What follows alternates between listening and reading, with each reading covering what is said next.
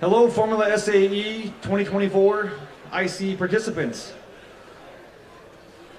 We're going to get started here in just a couple minutes, so hopefully we'll get people starting to trickle in from outside.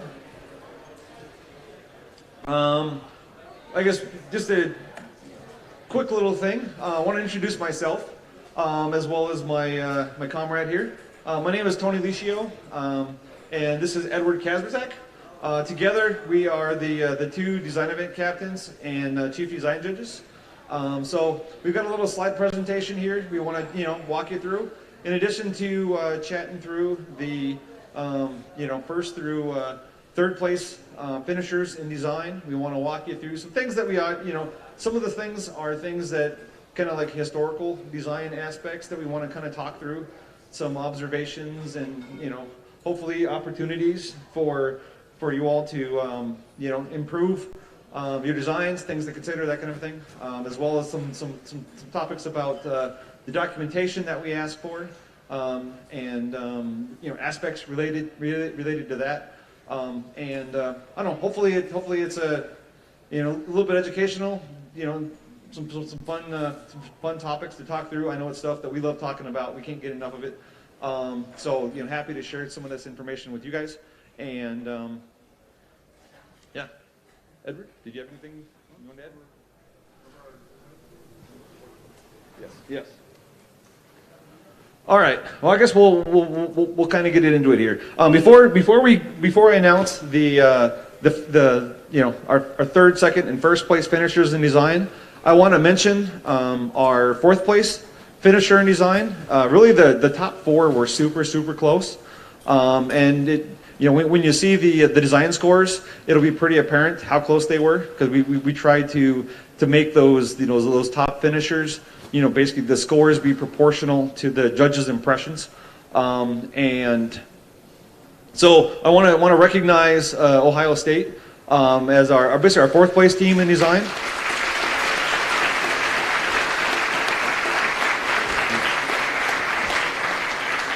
Yeah. It was kind of a bummer we couldn't have them on the podium as well, but you have to draw the line somewhere. So yeah, good job, Ohio State. You were right there in the thick of it, right in the middle of the battle. So I guess we'll get on with it. Third, I should say. Third place, we've got University of Wisconsin-Madison.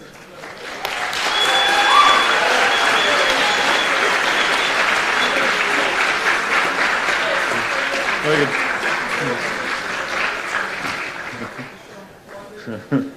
I love that wing, so I had to throw that in there. So Wisconsin-Madison car, it's a 215 kilogram car, 45% front weight distribution. Yamaha 2-cylinder, running E85 on 16 by 6 by 10 Hoosiers, full composite monocoque, full wing outfit and under tray. Couple of things that we wanted to point out about the car, that, kind of just set it a little bit above, the bulk of the competition. They, very good data collection. They actually, had and were able to talk to and show us data collected during Friday's on-track time. Collecting data, utilizing data well is a very, very important skill set to develop for vehicle performance. They did a good job of it. Good use of vehicle simulations. Comments from some of the judges was that the correlation could maybe use a little bit of work, but they were making good use of the sims, good use of the data, and just want to encourage the team to just keep cranking away and get the correlations there. Very strong understanding between the disciplines of the subsystems, how they interact. The vehicles are a system of systems, so it's getting those all to play together nicely is critical. Good simulating. One of the other simulations that was kind of a little bit more unique. It was a very good simulation of the final drive, including the shifting data. So again, it was like a full vehicle analysis of the drivetrain system. The aero was designed for aero yaw sensitivity, and they had aero maps that they could show us and talk us through. Well understood what the data meant and how to utilize it to basically make the car go faster. Well packaged electronics, virtually invisible. This is something that I guess all of the judges, I was going to say the chief design judges particularly look for, but all of the judges really look for it is well integrated systems, and that includes wiring, which is often one of kind of almost like an afterthought, unfortunately. We love to see the cars where you walk up, and you almost wonder, is this car completely wireless or what? The wires are everything is where it's kind of tucked away, well integrated, well packaged. That was nice to see. Well understood and documented effective chassis stiffness on LLTD, lateral load transfer distribution. Again, we talk a lot about stiffness, and a lot of teams, will tell us all, our torsional stiffness is this, our compliance is this, under suspension, but they don't always have a good idea with how does that impact the vehicle? Why is it important? What is a good number? Why is that number good? That kind of a thing. And they were able to talk through that relatively well. So that stood out. Bolt joint calculator. There's a lot of teams that kind of just do some really crude, shear or tensile load calculations. In aerospace, we all use some pretty complicated bolted joint calculator tools in order to really know what is my preload, what is my min and max preload, am I gapping the joint, that kind of a thing. These tools are pretty easy to build, really, and super useful, especially if you build it once and then the whole team uses it. And this was an example of a team that made use of a tool similar to that. And I guess the other item worth noting is, of the design judges that participated in finals yesterday, this team received the most first place votes. It wasn't enough to get them to first place overall, but it basically does denote that a lot of the judges really liked this car in particular. Moving on to our second place finisher, North Carolina.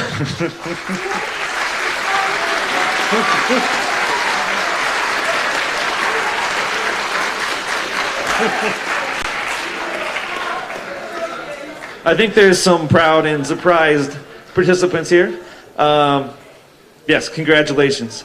Congratulations to both our second and our first place finisher in design. So second place, North Carolina State Rally. This is a 192 kilogram car running a 4-cylinder E85, 16 by 7.5 by 10 Hoosiers, tubular space frame, and a full aero outfit. This team did a really good job. Basically started with high-level goals and working its way down. Understanding the trade-offs. They could talk to the trades that they made and why, and that's really what it's all about. Deep understanding of the dampers, damper tuning. Ideally, the cars are out there just dancing on the shocks. It's not as intuitive as a lot of people think. So that understanding was valuable.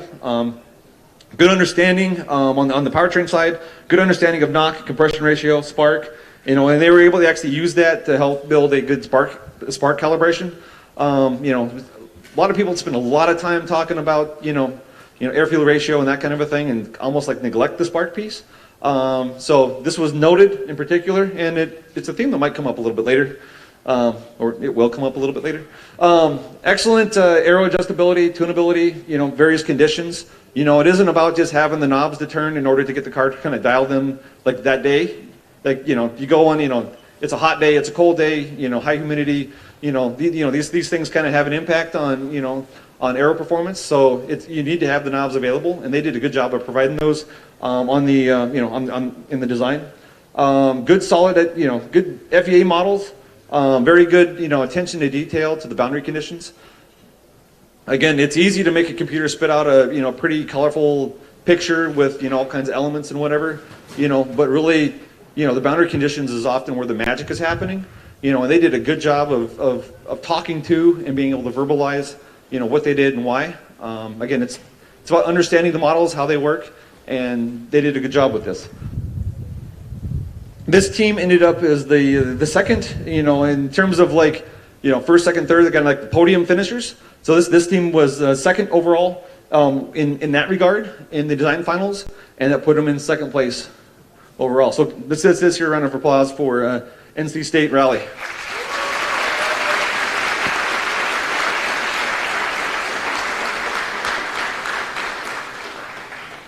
And that takes us to our first place finisher, Mauá.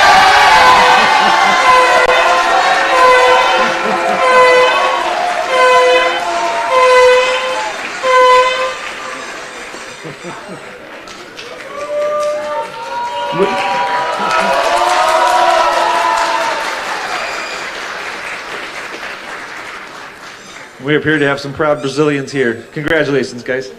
So this car, 200 kilos, runs a Triumph 3-cylinder off Indy 85 on 10-inch Hoosiers, space frame. You'll notice no aero on this car. Turns out you don't have to have aero to win design, but you do have to do the work and know about the aero. And they were able to verbalize.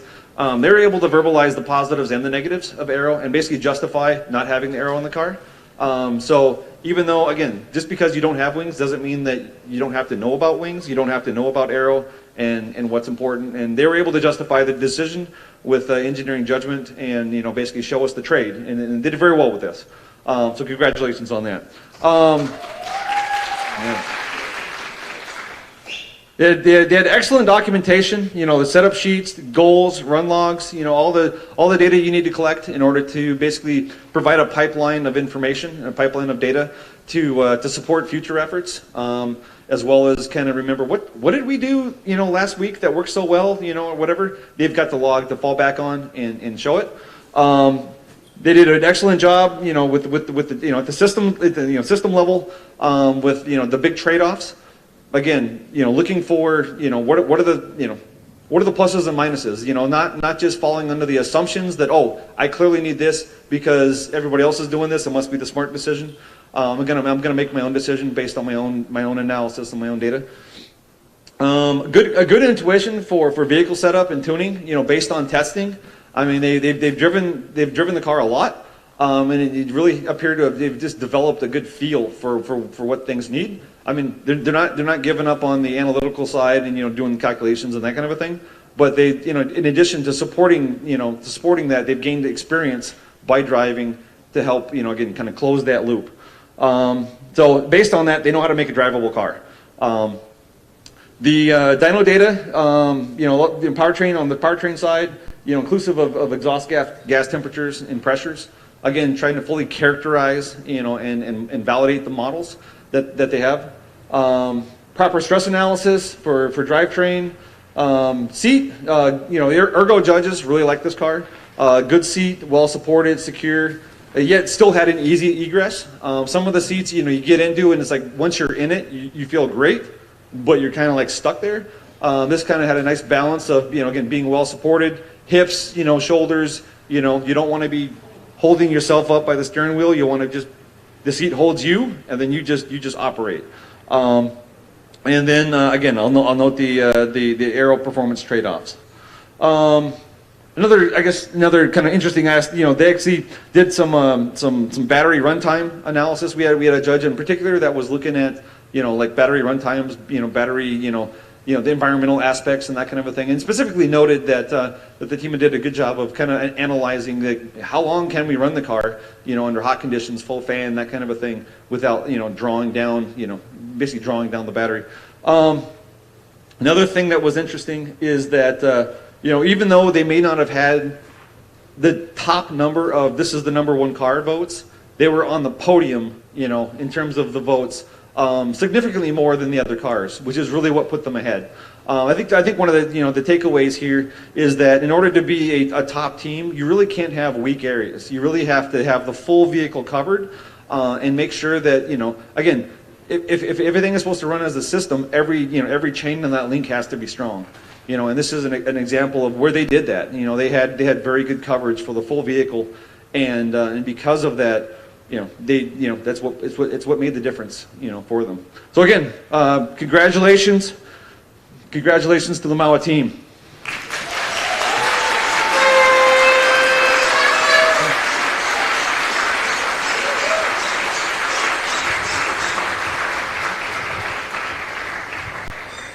All right, now I'll shift to just some general design considerations. Again, these are some of the things that we've identified. Some of these things are things that are kind of just historically, we need to just keep saying them over and over and over again. You will notice that there is a little bit of redundancy. That is not an accident. Some of these are things that, again, we want you to hear them over and over again, so you really just take it to heart and employ these. And honestly, a lot of these factors are aspects that, yes, they apply to Formula SAE, but realistically, they just apply to engineering. They apply to just building good shit, and for what it's worth. All right, general approach. You need to go from theory, design it, build it, test, validate, and refine.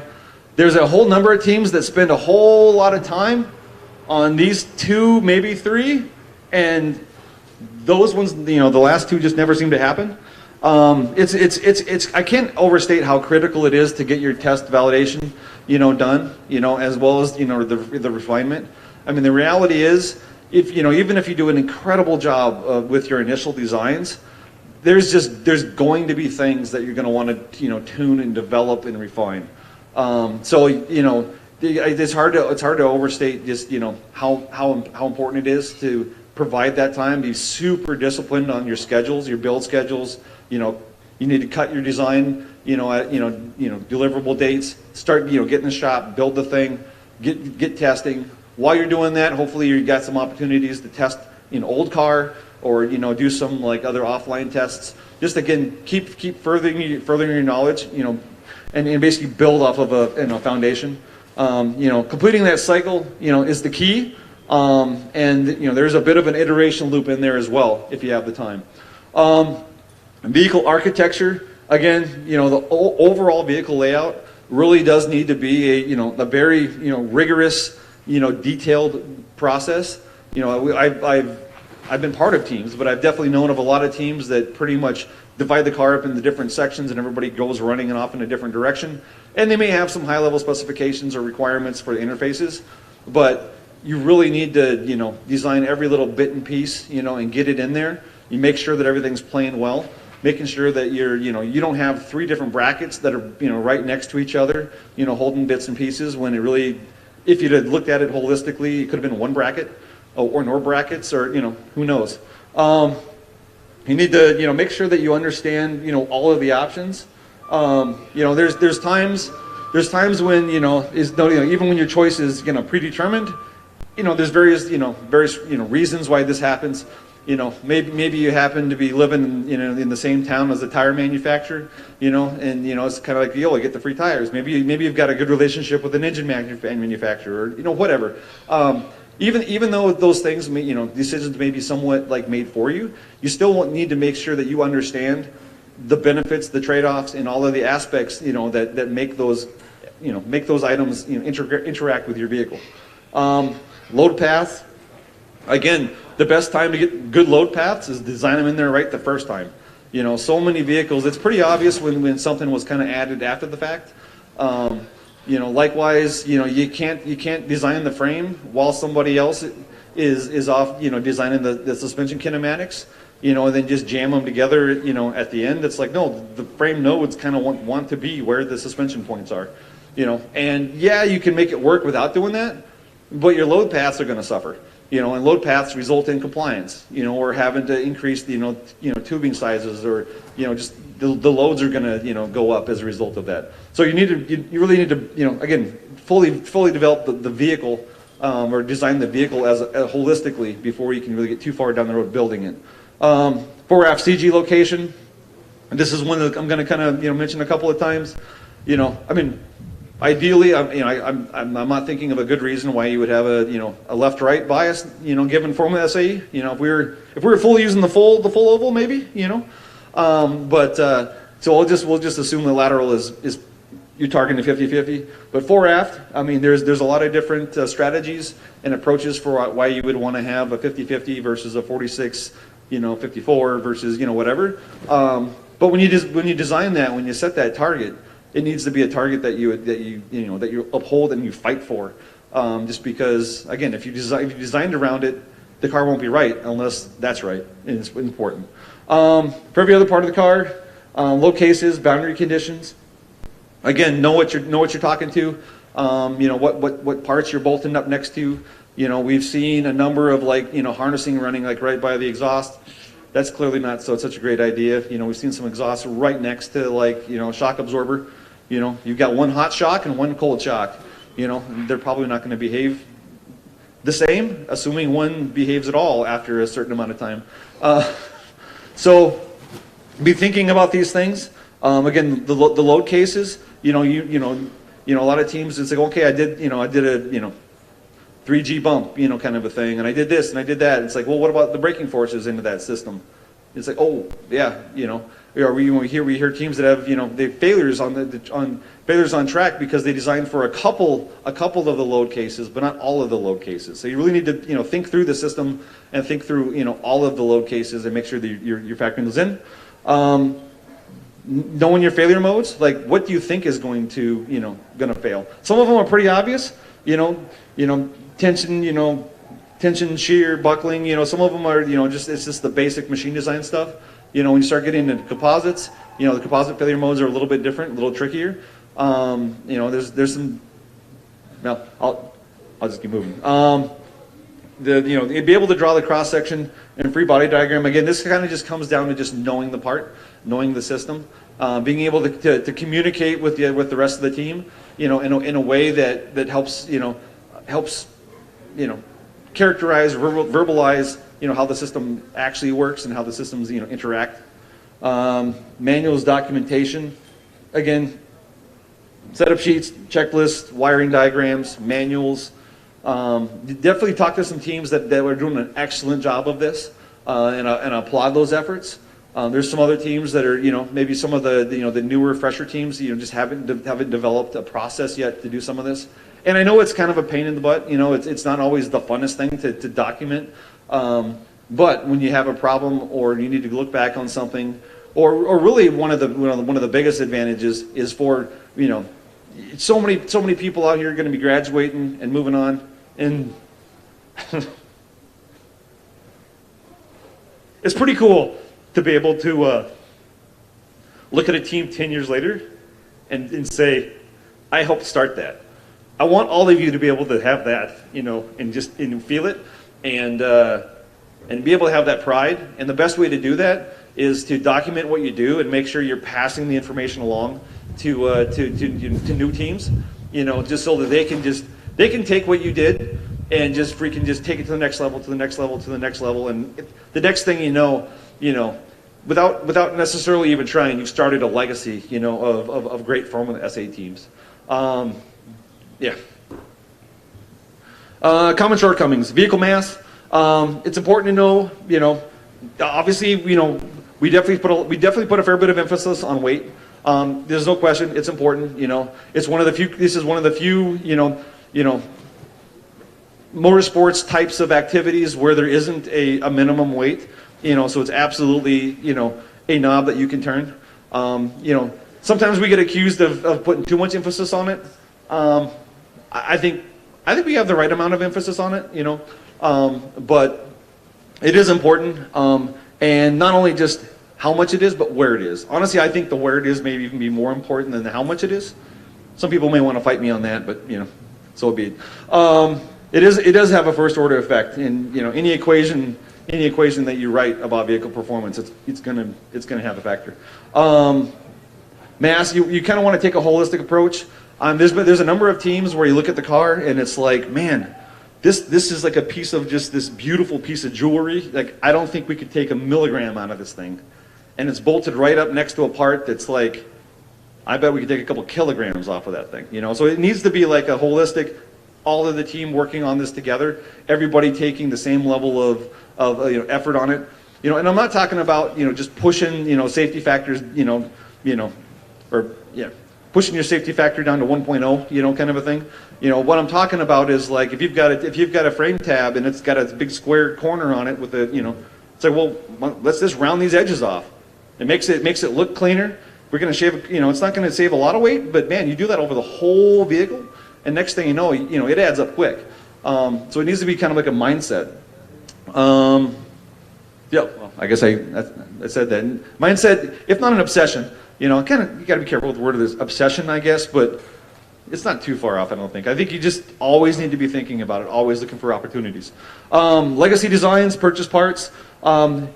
Even if you buy a part, you're expected to know that part as if you designed it. You know, basically be able to make the trade-offs as if you designed it. I mean, it's totally okay to buy a steering wheel. It's totally okay to use, you know, last year's shifter design or whatever. But when you get into the design tent, we expect you to have kind of done some analysis, you know, and basically learned enough about that part so that you can talk to it as if you've designed it, and that you know how it interfaces and how it interacts with the other pieces of the system. Driver interface. Another one of those often kind of like afterthought-ish kind of aspects. You know, and this applies to, you know, seating position, as well as many other things. But like seating position, it's really easy to make a simple buck, you know, and just try different seating positions, you know, and realize it's not fun driving a car when my steering wheel is in my chest, or my elbows are constrained or whatever. Spend the time to do a little bit of, you know, actual, you know, human modeling with that to see how you fit. You need a good supportive seat. You need, you know, easy access to the pedals, shifter. You know, steering compliance is something that we definitely see a lot of. Steering slop, we see a lot of. You know, that hand wheel is how you talk to the contact patch, or rather how the contact patch talks to you. It's one of your key sensory inputs, and it can't be noisy with slop or just, you know, lost in translation just due to compliance and what have you. Suspension kinematics. The part that here is not, you know, not structures. There's some teams that are running vehicles that, like, literally jumping on the car, you can't get the suspension to travel by more than a couple of millimeters. You know, definitely understand that there's some trade-offs there in terms of like some of the aero things. You know, there's teams that are running very, very stiff cars for good reason. You know, try to do like something with an aero platform. However, you know, the suspension still needs to function as a suspension. Otherwise, you're just riding on the tires. Threads, wiring, plumbing. Again, just little detail-y kind of aspects that a little bit of attention to detail goes a long ways. I mean, there's a number of cars where I'm convinced you give me a roll of electrical tape in a half hour, and I'd be able to make some of like the, oh my gosh, you know, kind of like wiring messes look halfway decent. You know, you give me a day, and I could probably turn them into something that looks, you know, yeah, better. You know, but anyways, it's attention to detail. And these are, you know, exposed threads, sloppy wiring, you know, plumbing routed all over. These are things that anybody with a little bit of just care and love can make look so much better. You know, there's just no value to having an inch of threads, you know, sticking out of a suspension link. I mean, you know, it's like, you know, saw those things off. Go get a, you know, correctly sized fastener. You know, do something, just because it's mass you're carrying around for no good reason. And honestly, it just makes it look like it wasn't well thought out or well designed. And then the last one here, validation. Clearly validation is tough, in that, you've got limited time to be able to, to build the car, you get everything together. Often it, admittedly takes longer than you expect it will, but you can't not validate your design. You have to know what you have, be able to circle back, correlate your models, so then they're more useful, that you can then, iterate and improve your design. And then in the design tent, there's nothing we like more than, hearing good stories of validation. It didn't quite come out how I meant it to, but you get what I mean. All right. Okay, I'm going to try to speed up here just a little bit. Basic design process, I'll let you read those. There's a number of different starting points. You have to determine what's right for your own team, but you need a starting point, and you need, those are a couple of ideas there. Goals, on a per event basis, you need to determine what are your goals. Is my goal to win autocross outright? What do I need to do that? What kind of lap times would I need to to achieve on a given course? What would be like my average speed? What would my average cornering lateral acceleration be?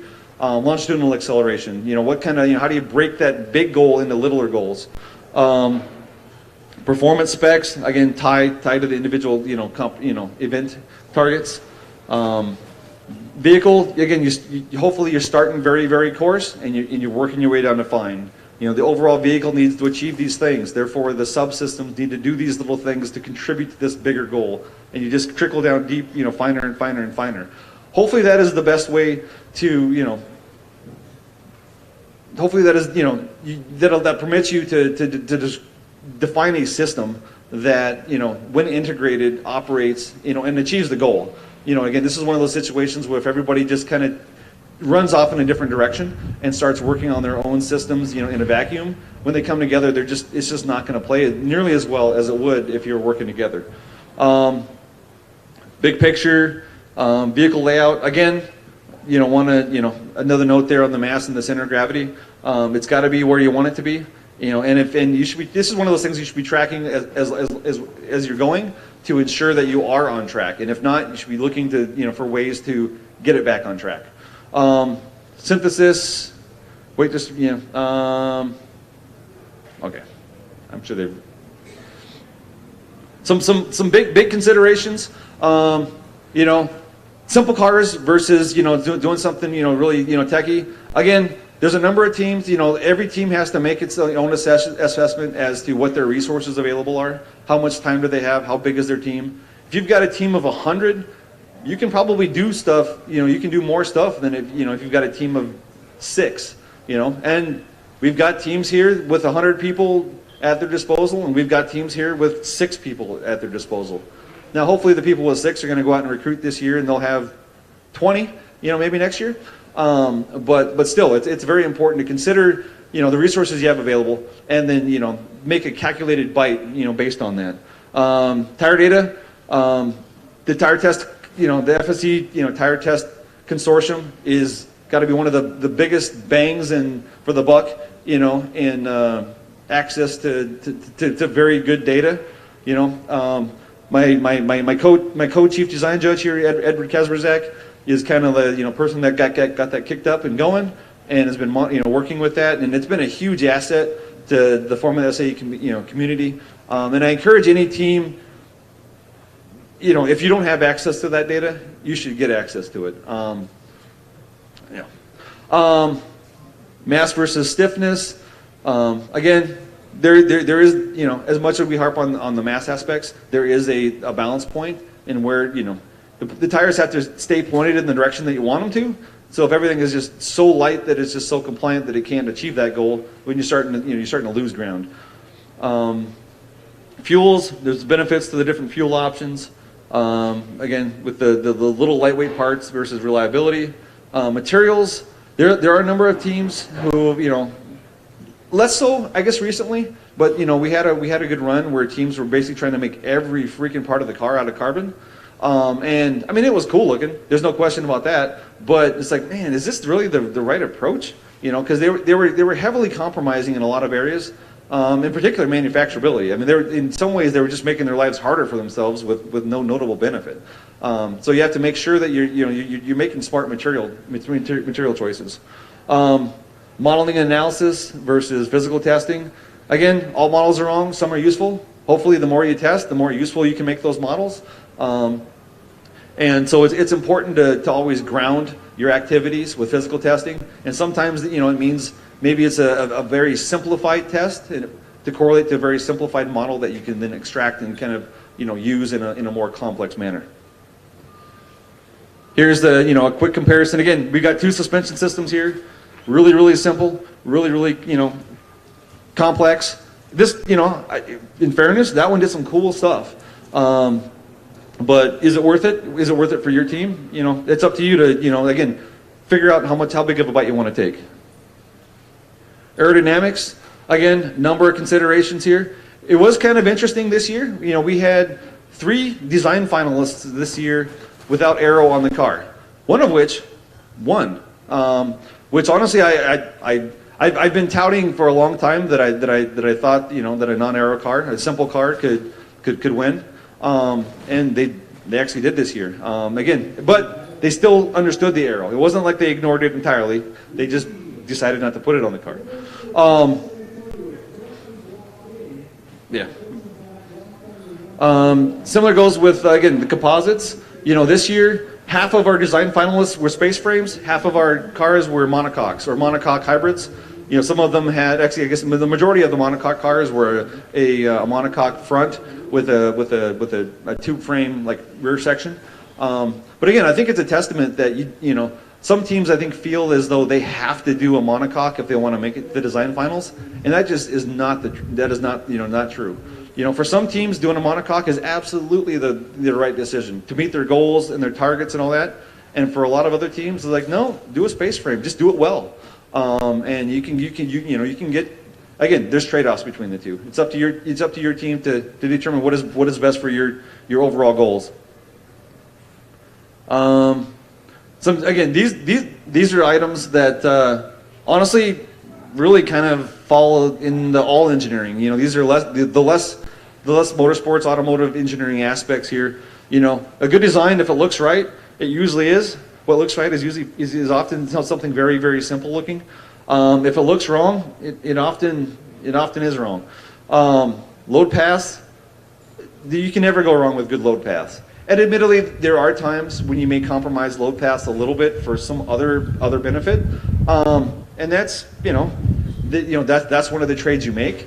But ideally, we're targeting good load paths. This is something that we definitely harp on a lot here. Just because we want to set new engineers off into the world with good fundamentals instead of starting off with compromised habits. The best part's no part. At SpaceX, this is something that we say on a daily basis. It's kind of like the running joke, but it's absolutely true. It's absolutely factual. I mean, the part you don't put on the car, it costs you nothing. It takes no time to build. It can't fail. It weighs nothing. I mean, how can you go wrong, right? So be very, very think about whether you're adding true benefit with complexity. Colin Chapman, is simplify and add lightness. Is one of his kind of famous quotes, and I think it absolutely applies here. Systems engineering, again, it's all about making sure that everything is playing together and doing well. Can't overstate how important that is.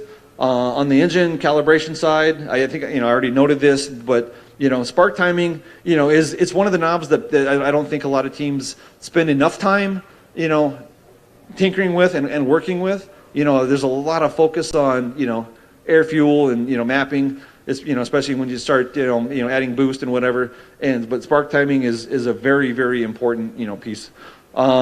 Mass begets mass. If the car weighs more, it needs bigger brakes. Now that it has bigger brakes, it weighs more. Now it needs bigger brakes because it weighs. Where does it stop, right? So it's important. But you need to also ensure that you've still got reliability. I mean, as much as you want it to be light, you also need to finish. You need to finish endurance. You need to be able to to take the hits that the car is gonna take. So make sure you account for that. This list here is a list of items that you know, you kind of want to always just have these kind of in your mind. You're always kind of thinking about these. Like whenever you walk into the shop, you know, looking at the car, getting ready to do something or whatever, it's, you know, am I doing a good job here? You know, stuff like, does the car look like it was designed with a systems focus? You know, are there opportunities to kind of like consolidate and simplify? You know, same with the, you know, the parts that look like afterthoughts. If you look at it, it looks like, man, it looks kind of like an afterthought. There's a pretty good chance that a design judge is going to walk up and go, that looks like an afterthought. You know, there's a bunch of examples, you know, as we were walking through the design tent where we saw things and it was, you know, you can kind of tell, you kind of just get a sense for it after a while. And ideally, you know, it comes back to the integration pieces. You know, again, tidy, you know, looking planned, looking, you know, cohesive, looking, you know, well integrated. Aspects such as wiring. So many, you know, cars had a lot of wiring that was just kind of exposed, just kind of out there. You know, wasn't captured. You know, and sometimes it's like, you know, rolling over like a sharp edge of like a frame tube or a suspension tab or something like that, and it's like, man, it's like you guys are only probably, you know, 20, 30 miles away of driving from that thing to, you know, wear through the wire sheathing and short out. And, you know, now you're out, you know, having a test day and you have to deal with this, you know, this problem that was completely avoidable. Not to mention that it just, you know, it's going to collect dirt, it's going to collect grease, it's going to, you know, just the overall tidiness is just, it just isn't there. Protecting components from the environment, you know, brake lines, if you can have them on the front face or the back face, well, if it's on the back face, it's probably not going to get hit by a cone. If you put it on the front face, it's probably going to get hit by a cone. If I wanted, you know, if I could choose, do I let the brake line get pinched or not? I'm going to choose not. You know, same with like wires running over, you know, various surfaces. You know, make them friendly surfaces. Try to, you know, protect those things and keep them, you know, keep your system as reliable as possible. Maintenance and adjustability. Some of the teams do an excellent job here, especially like with suspension adjustments and that kind of a thing. You know, whether it's like little shim packs that they can adjust out or whatever, or it's like, yeah, I know if I, you know, two flats on this will give me, you know, 0.1 degrees of camber or toe or, you know, whatever. You know, these are the things that you want to be thinking through, because if you can, you know, the easier it is to adjust, the faster you'll be able to make an adjust and then keep driving. You know, you maximize the drive time, maximize the hassle factor. And some of these are things that you may have to, like, you know, mid-build, you know, come to the realization of, and it's like, well, man, we could do something here and make it a little easier. It's like, do it, because you will probably thank yourself later on.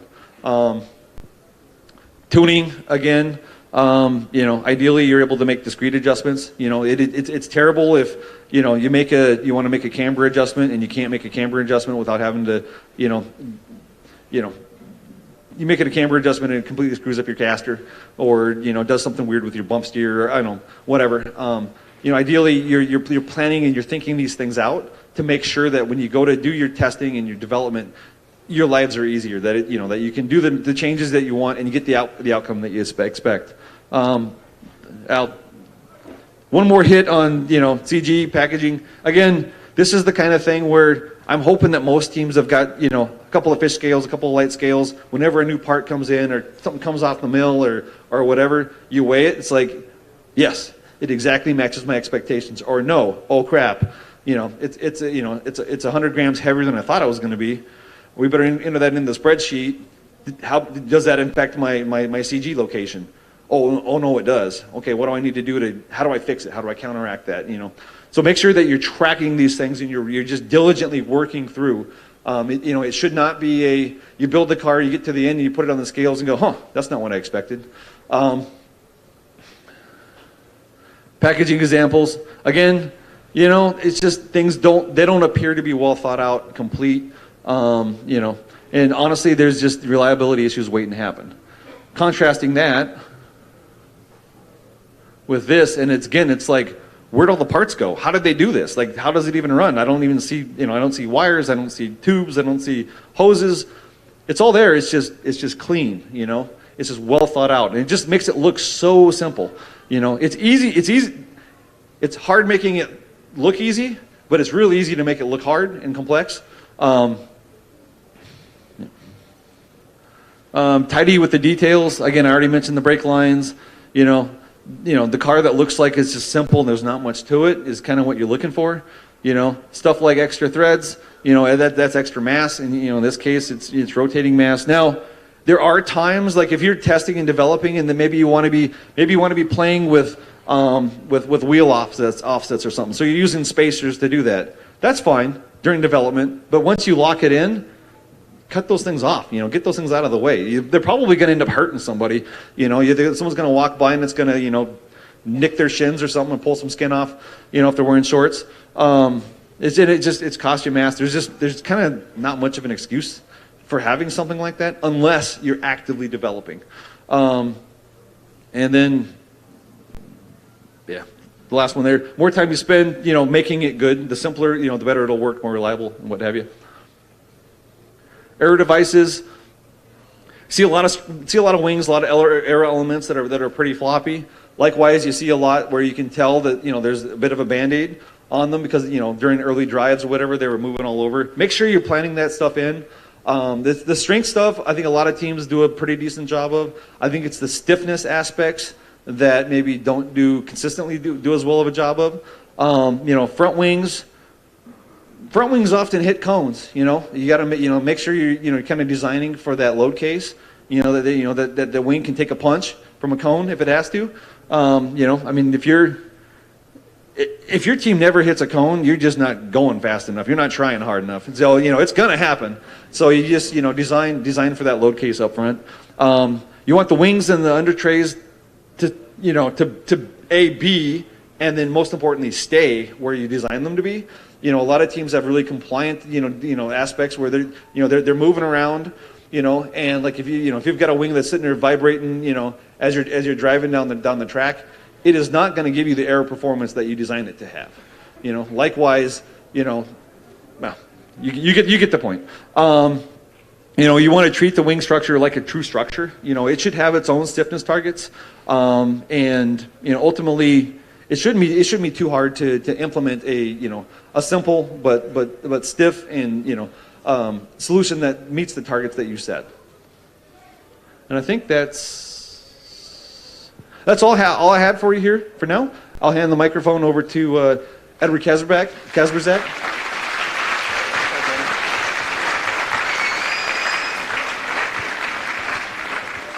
All right. First thing I want to say, because I've been sitting over there watching everybody on this side put their hoodies up and look colder and colder. There is some room in the corner here if you want to get out of the wind. You won't see as well, but it should help.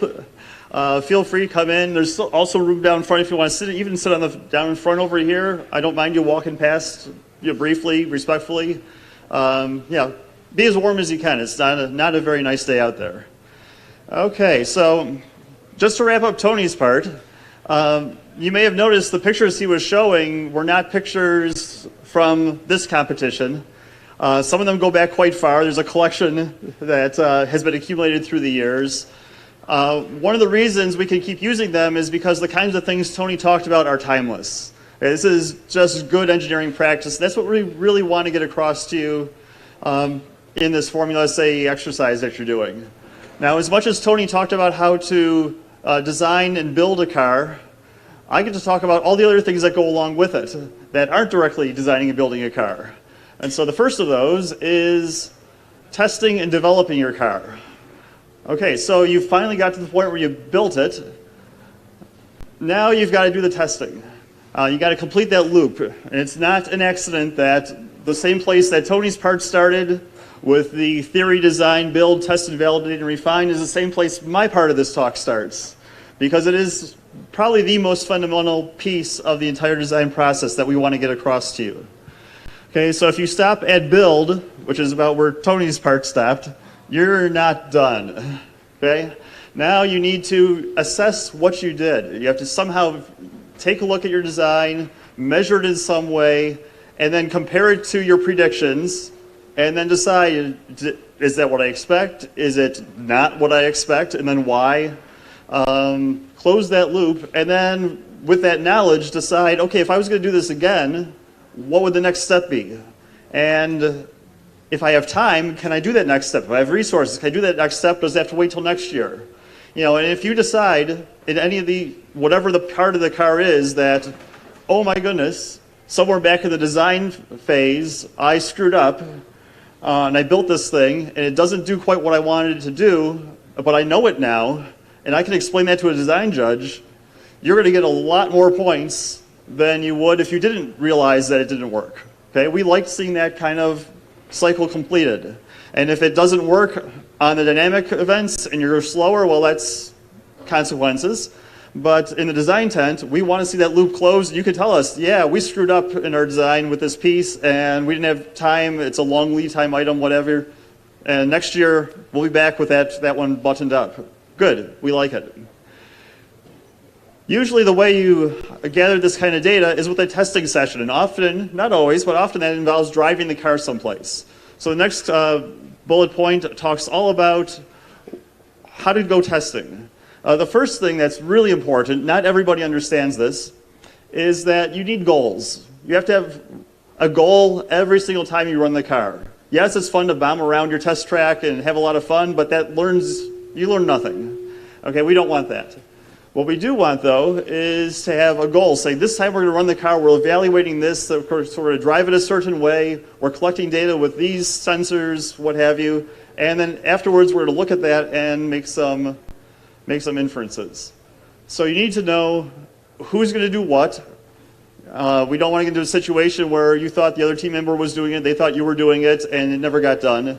Yeah, have a plan, know who's responsible for what, and that includes knowing who's packing what, who's responsible for which part. I've had the good fortune of going to many universities as part of the industrial lecture series that SAE has, and I've had a chance to see teams run their car, practice their car, test their car in person. And there's a wide variety of teams who, the best ones, they're ready to go testing, and usually it's not like just out the door and your test track's there, you have to go someplace. The best teams, people just know, and it's almost silent where people pick up the right bins, and everybody knows what they're supposed to do, and it just magically sort of happens, and we're out the door. And then there's other teams where it's, did you grab this? Where's the that? I feel like we're forgetting something. It's just not organized. So you want to be the team that has a plan, has it down, everybody knows what they're supposed to do, and it's just a regular, normal, organized endeavor, because there is a correlation between how far away your test track is and how well you pack and plan your testing. The farther you have to go, the harder the lesson is that you learn, and the more determined you are not to make that mistake again. So if your test track is close, try practicing far away sometime, and just to see how it goes. You may learn a few things. When you do a test, it's always good to have a baseline for comparisons. What are you comparing against? When you made this change, is it faster? Is it more or less load through a component? Is it whatever you're looking for? Have a baseline. Also, have a plan for what you're going to try to do to the vehicle while you're there. I mean, if you're there to evaluate camber settings, okay, know that you're going to try this setting, that setting, this setting. Have it planned in advance. You can waste a lot of time at a test saying, well, what should we do next? And that's a really poor use of your testing time. And then, of course, you need some criteria to decide how are we going to decide what's better. With my camber adjustment, are you going to look at tire temperatures across the tread? Are you going to look at lap times on a skid pad that you set up? Are you going to look at tire wear? Your choice, but you should have some criteria to decide if what you've done is good, bad, or indifferent.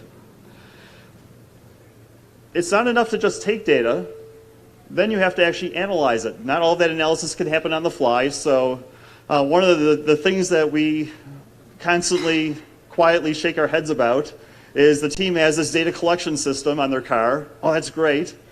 We find out that half of it works. Okay, that's disappointing, but half of it works, that's good.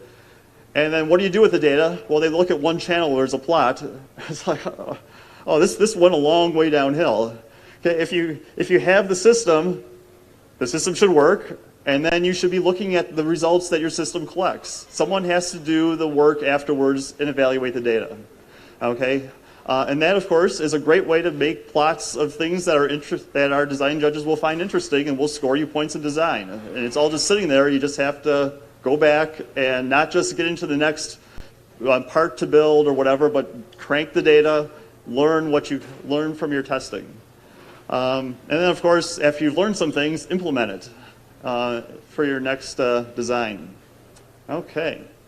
Now, here's a few common questions. The first one perhaps isn't a common question that you ask yourself like the others are, but it's one that you should be asking yourself. What is the difference between design and analysis?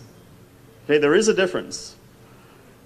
In design, we're actually creating something. This is what engineers do, right? We create what does not exist.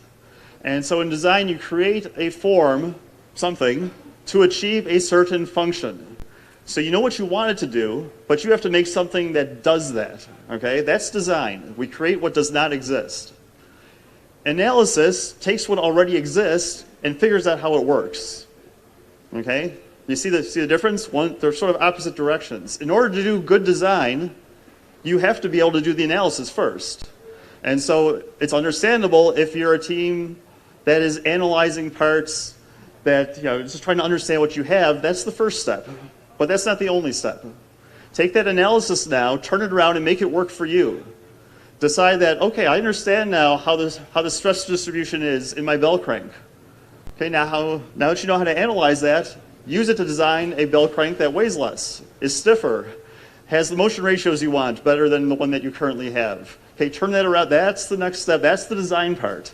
So it's not, I built something. What do I have? We have a design judge, Jerry Clark, veteran design judge of ours, who says if you build it and then you analyze it, you've done homework. You haven't done design. Okay, that's a school project. We want actual design here, where you turn it around, take the analysis, make it work for you. How do I evaluate my design decisions? Well, you've got to close that loop like we keep emphasizing. You've got to do some kind of testing, physical testing, data recording, review what you collected, close that loop, always. And then the next question, what plots are required by design judges? What do the design judges want to see? What do we need? And I'm here to tell you that's the wrong question, because the design judges are very happy to say, okay, what's your goal? And what's your plan for achieving that goal? Okay, if you tell us that the way to win this competition is to build the lightest, simplest possible car, we're going to say, okay. And if you tell us the way to win this competition is to go all out, big power, big aero, big everything, we're going to say, okay. And now we want to see from wherever you start, do all your design decisions follow that goal? And then, we're just working down from coarse to fine again, right? So there is no wrong engine, there's no wrong tires, there's no aero or not aero, there's none of that stuff.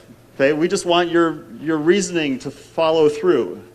And so, same thing with these plots. What do we want to see? We want to see that process is followed, that your decisions are following from your goals, that you're following the analysis, you're doing the testing, you're validating.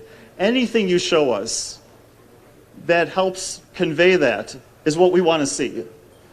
Okay, so there is no, I need this kind of a plot. I need a GG diagram. If the GG diagram is helping you, good, we want to see it.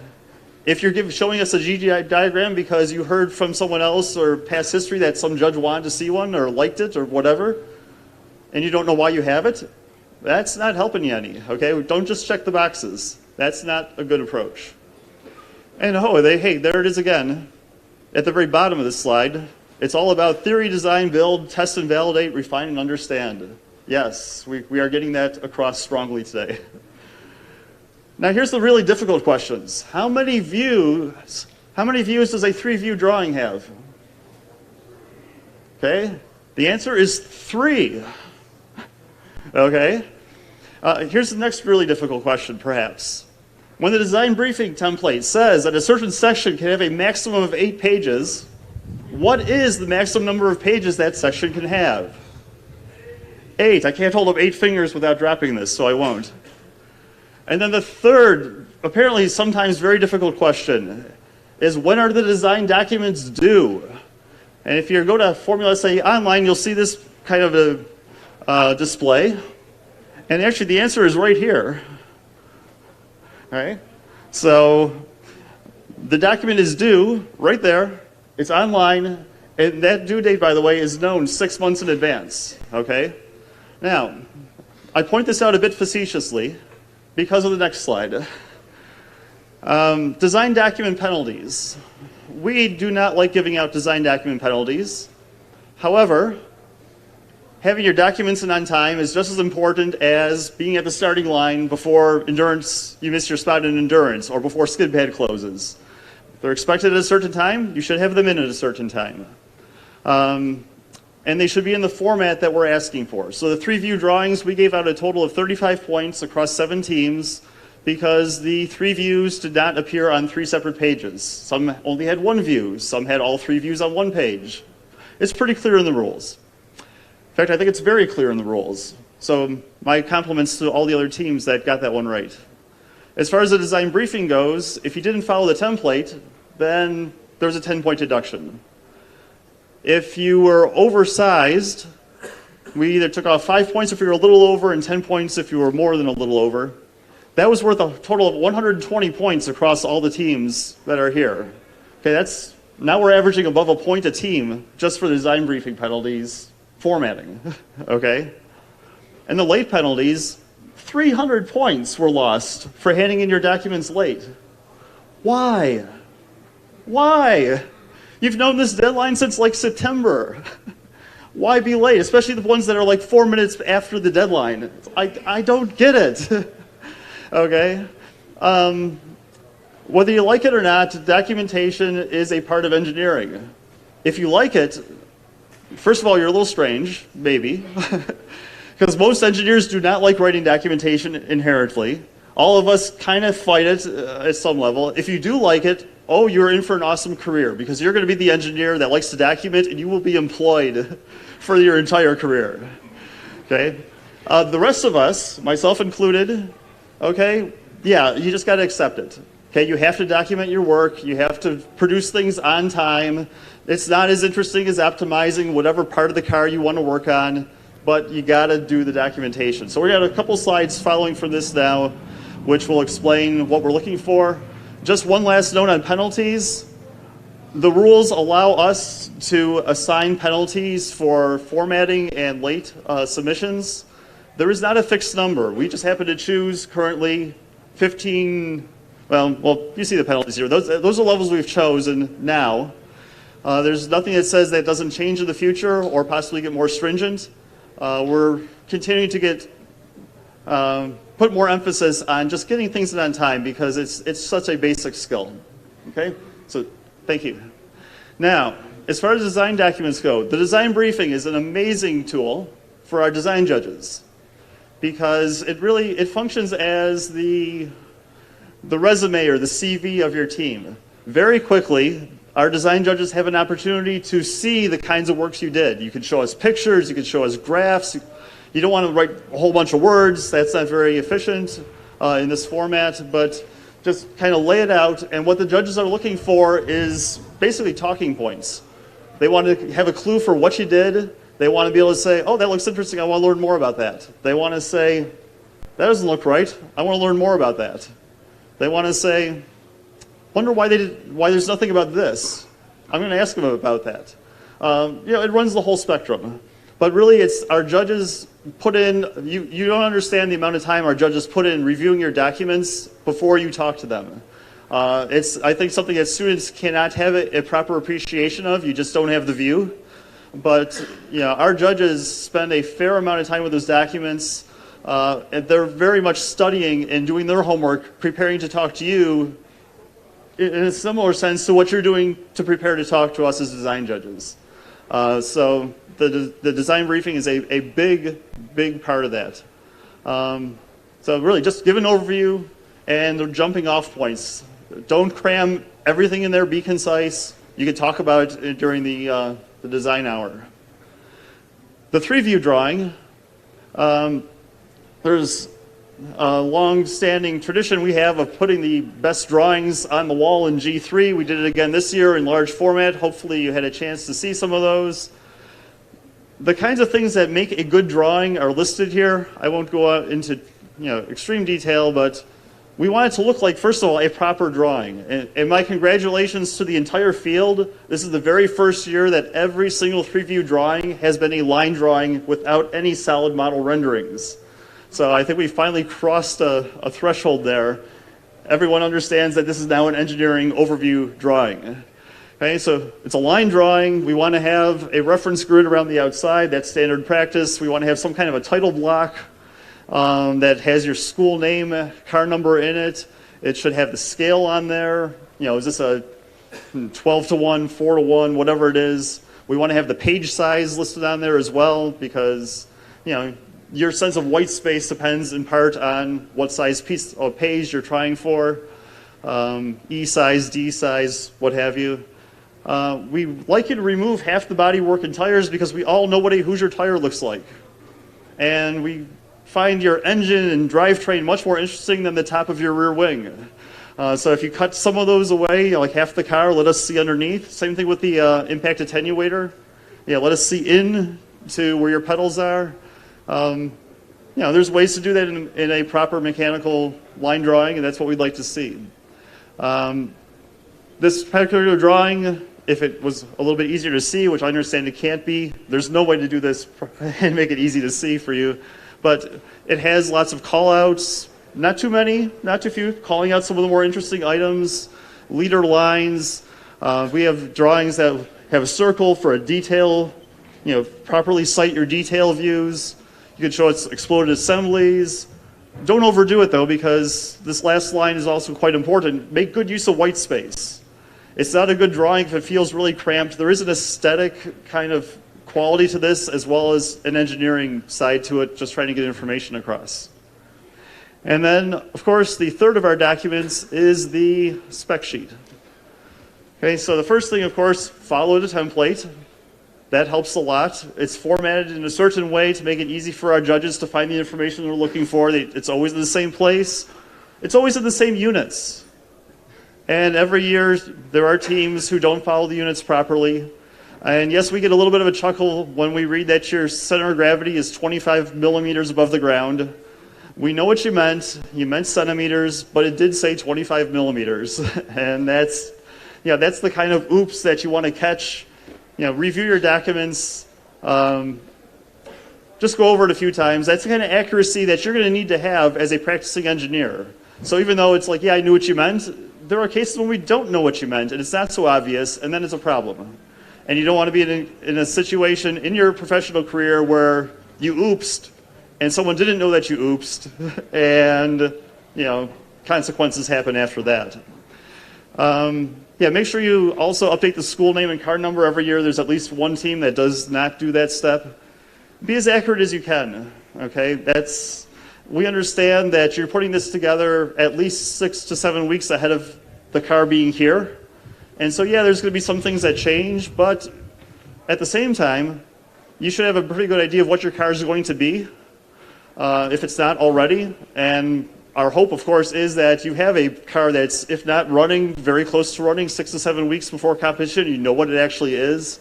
Either way, do the best you can. Be as accurate as you can. The judges will be reading these and asking you questions about them. Next one, please.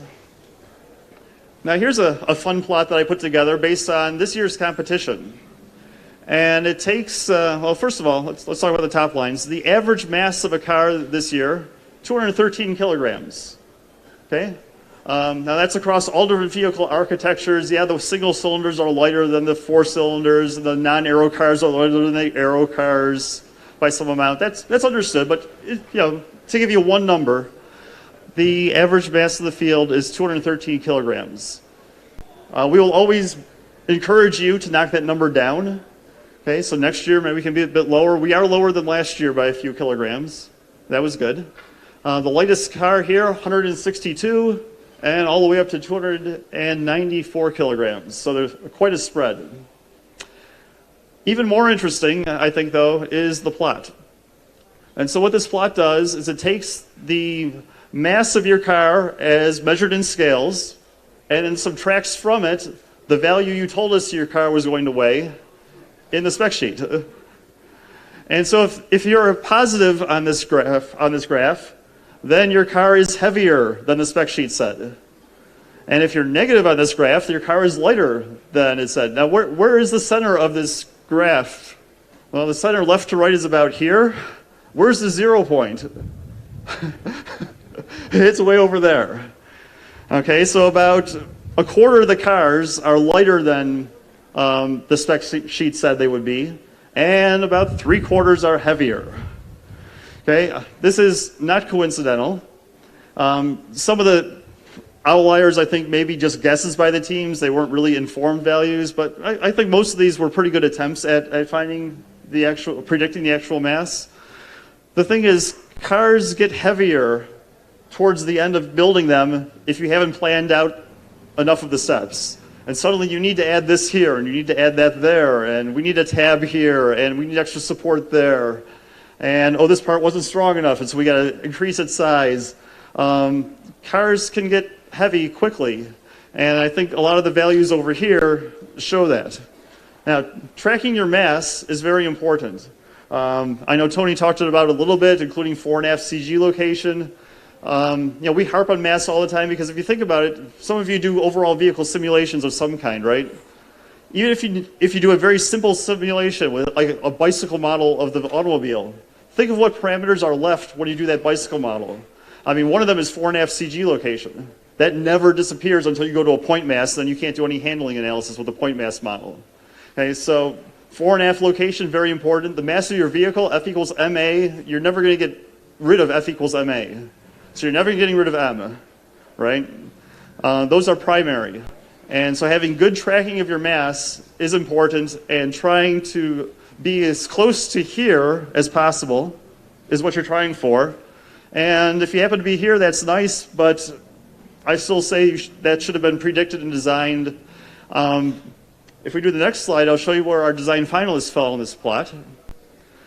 Okay, we had 10 finalists, and they're all here except for one. So everybody was less than about 8 kilograms off from their spec sheet, except for one team. Okay, one outlier, not bad. And see, 2 of our teams were, I think, 1 to 2 kilograms off. I mean, they knew their weight, and that's just a matter of even just how much gas is in the tank or what have you. Just small things can put you off that much. So they really knew how much their car was going to weigh. If you also notice the average mass, down to 194 kilograms among our finalists. There is no rule about how much your car can or can't weigh to make finals. However, good engineering and good design and good build tends to result in lighter cars. And of course, the benefits performance-wise are also for lighter cars. And so it's not a coincidence that we're some 20 kilograms lighter in finals compared to the average of everybody. The minimum mass of the car, well, 168, that's almost the 162 we saw. The maximum mass, 218 kilograms. Okay, that's fairly, that's a long way from the heaviest car in this competition. So there were no very heavy cars in finals. Yeah, different way of looking at it. It's something you can't necessarily do because you don't see what all the teams report. So we thought we'd show that to you, give you an idea of mass targets and how well you should or shouldn't be targeting those. Okay, before we answer some questions, I do have one bit of housekeeping, which is to say a big thank you not only to my co-captain Tony, but to all of our design judges. Nearly 100 judges have been volunteering their time this week. And if you think about it, if you were to hire 100 practicing engineers with an average of 25-ish years of experience, 20 to 25 years of experience, and pay them to be here for at least 2 days, often 3, sometimes 4, to interact with you, do the math on sometime in the next few days and figure out how much that would cost. The judges are really volunteering and donating a huge value because, first of all, they love it. They've probably done it themselves. They believe in your project. They want to see you do well. And there's a general lack of selflessness along with an incredible achievement and dedication amongst the entire design judge crew that I personally very much appreciate, and I want to express my thanks to them. I also want to thank oh, go ahead. Yes, please. Yeah. Yeah. Okay, also need to thank Kathleen McDonald, who helps us with all the design judge signing up and all the logistics of getting all the judges here. Kaylee Zundel for leading this program and just being in good communication with us as design event captains. We always have very good interactions with the SAE staff, even those that I haven't directly mentioned right here. Thanks, Zach, for changing slides for us again this year. Awesome job. Yeah.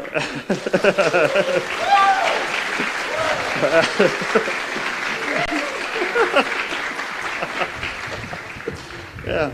And finally, my thanks go out to all the students for being just really great to work with this week. I mean, you hear it from judge after judge who comes back and talks to us as captains saying, the students were great. They listened well. They asked good questions when they didn't know or whatever. I mean, we didn't hear the stories of anything negative, really. It was lots of really good, positive interactions, and we want to keep that going. Part of the way we keep that going, by the way, is if you're graduating, you may be a volunteer next year here at Formula SAE. You won't be a design judge. We have standards for being out of school for a while, about 5 years or so before we'll accept you as a design judge. The reason for that, by the way, is that we want to bring that perspective of having some real world experience back to the students. And if you're freshly out of college, you don't have that yet. So nothing short of perhaps your talent or abilities at all. Some things just take a bit of time. As you're getting that experience, though, there are really no limitations on jumping on board with any of the dynamic events as a tech inspector, as a cost judge. Pretty much every way to volunteer except as a design judge is open to you as soon as you graduate. So please consider that in the future, and maybe 5-6 years from now, some of you out there are amongst the design judge ranks that we're working with, and we'll be glad to have you on board.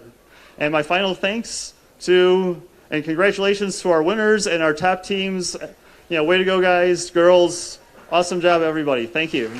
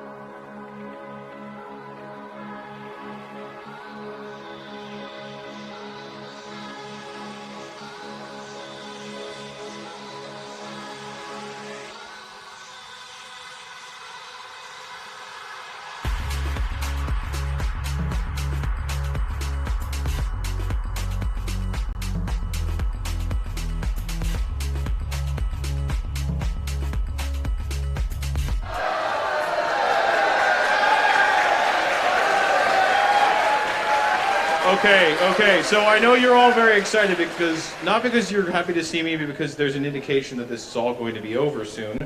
The first thing I have to say is that we're not quite ready to start the award ceremony yet, but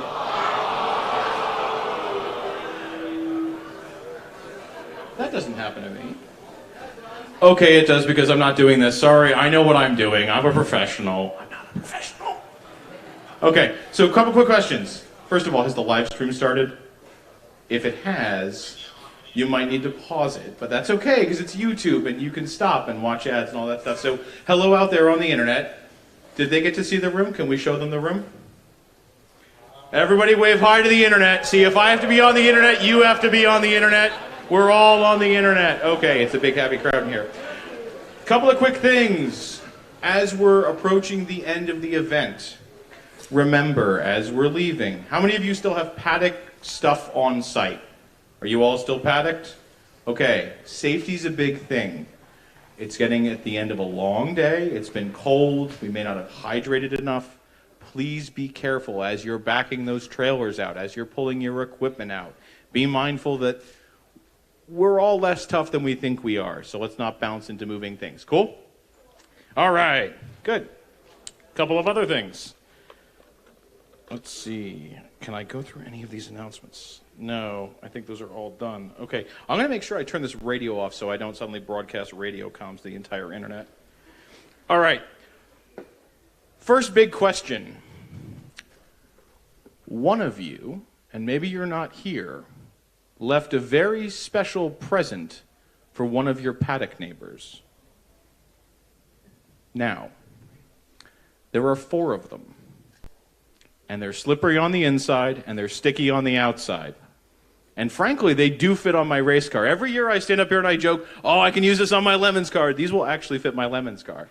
So, did any of you misplace an entire set of wheels with tires? I thought the steering wheel last year was like the high point for this. Which, by the way, Mizzou, great. It's good to see you're back. Thank you for not leaving me another steering wheel. I still love Goat. Nobody left wheels? Okay. I haven't brought them here because A, I'm in a nice jacket this year because I thought I'd class it up for you all. But B, because frankly, I'm not carrying a whole set of wheels to this stage. Okay. Then let us begin the airing of, it's not grievances really, it's just stuff. All right. It rained this week and a lot of you left me umbrellas, which is very kind. Are any of these umbrellas of people in this room? Would anybody like a free umbrella? Well, that's not really how this works, but okay. I appreciate your honesty. Oh, okay. It's branded merch. Branded merch is easy. Would a member of UP Racing, unless maybe this is a thank you gift, but I don't think you leave thank you gifts like around the paddock and around the site. Is there a member of UP Racing here?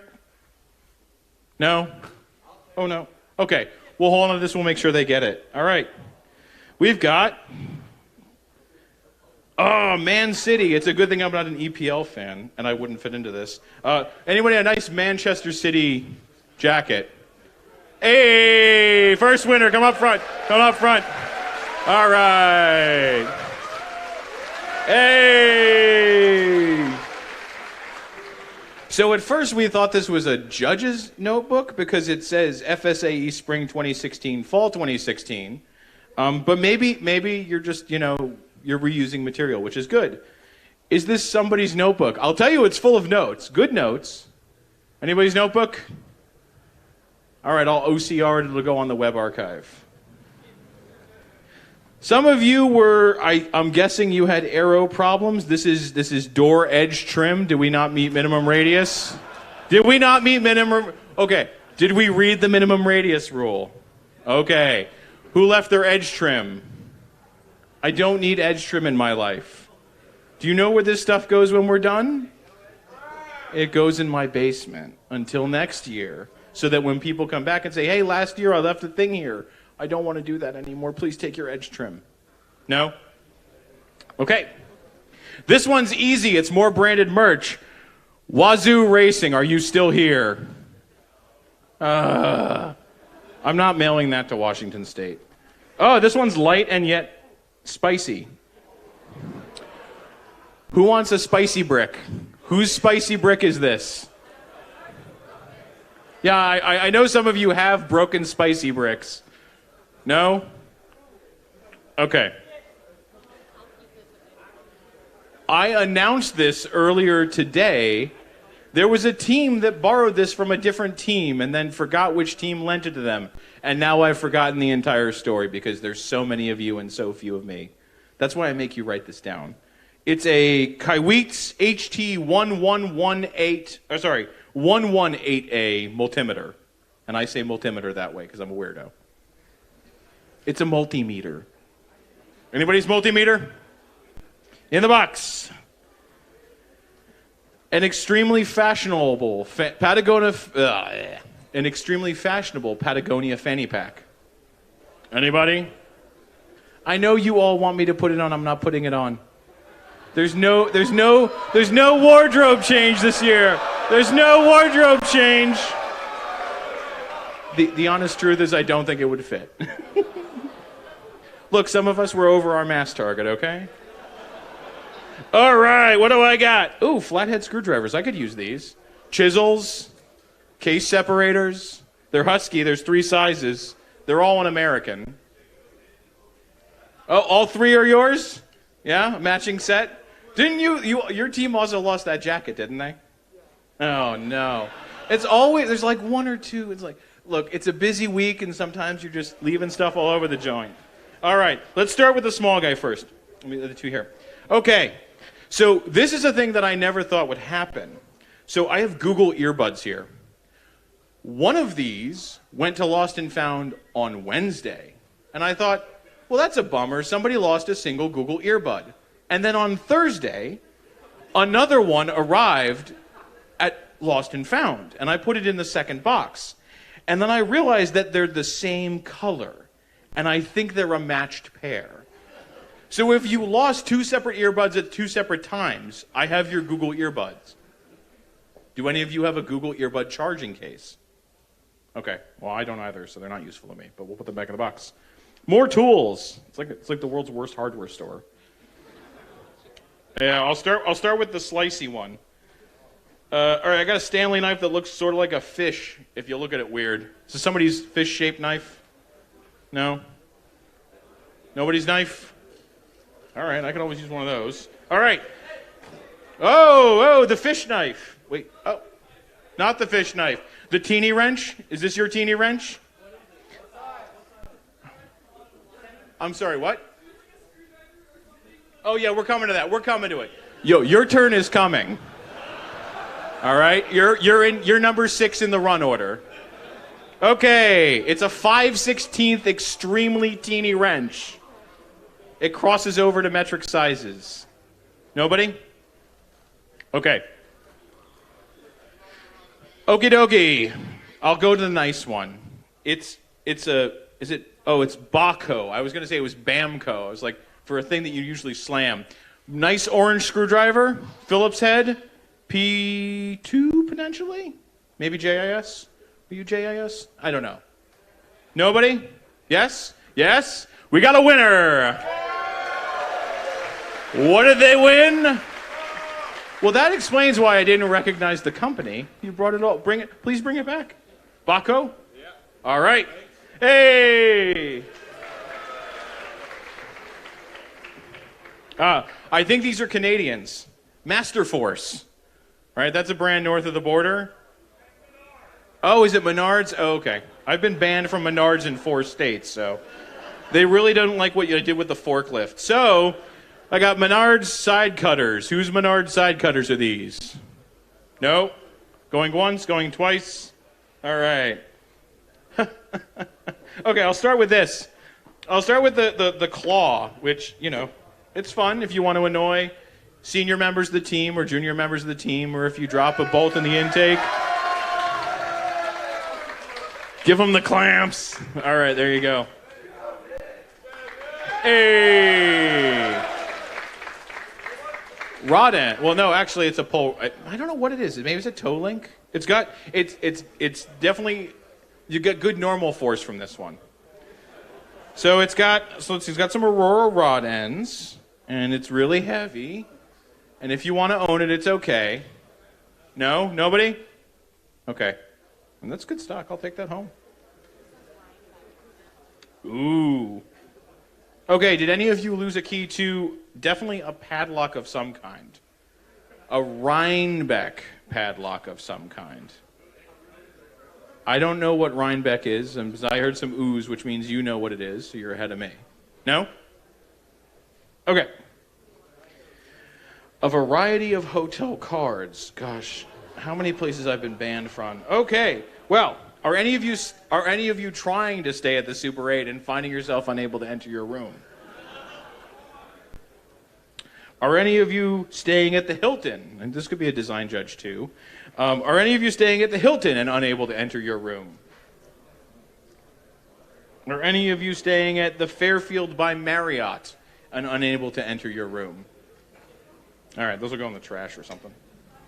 All right, more. So one of you definitely lost this during presentation, unless you need a mouse to, tune your map. I've got a Logitech mouse. Free range mouse? No? Yes? Maybe? Question mark? Hey!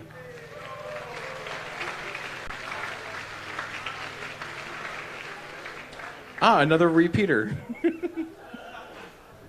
Thank you very much.